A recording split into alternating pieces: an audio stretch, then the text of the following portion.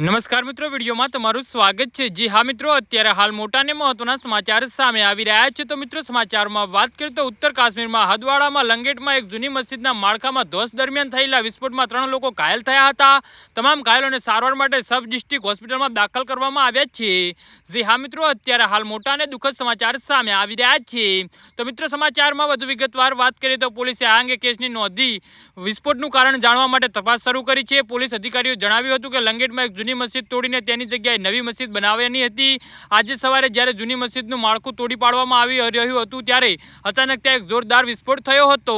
આમાં 3 લોકો ઘાયલ થયા હતા। ઘાયલોને તાત્કાલિક એસડીએમ લંગેટ લઈ જવામાં આવ્યા હતા, જ્યાંથી એક ઘાયલને જીએમ હોસ્પિટલમાં દાખલ કરવામાં આવ્યો હતો। તેમણે કહ્યું કે વિસ્ફોટના કારણની તપાસ ચાલુ કરી છે। જી હા મિત્રો, અત્યારે હાલ મોટા સમાચાર સામે આવી રહ્યા છે। સ્થાનિકના સૂત્રોના જણાવ્યા અનુસાર લંગેટમાં એક સમય આતંકવાદીનો પ્રભાવ હેઠળનો વિસ્તાર હતો અને એ શક્ય છે કે કોઈ આતંકવાદી મસ્જિદમાં આશરો લીધો હોય અને તેને ગ્રેનેડ અથવા કોઈ અન્ય વિસ્ફોટક સામગ્રી ત્યાં છોડી દેવામાં આવી હોય અથવા તેને છુપાવી દીધી હોય, જે આજે વિસ્ફોટ થયો હોઈ શકે છે।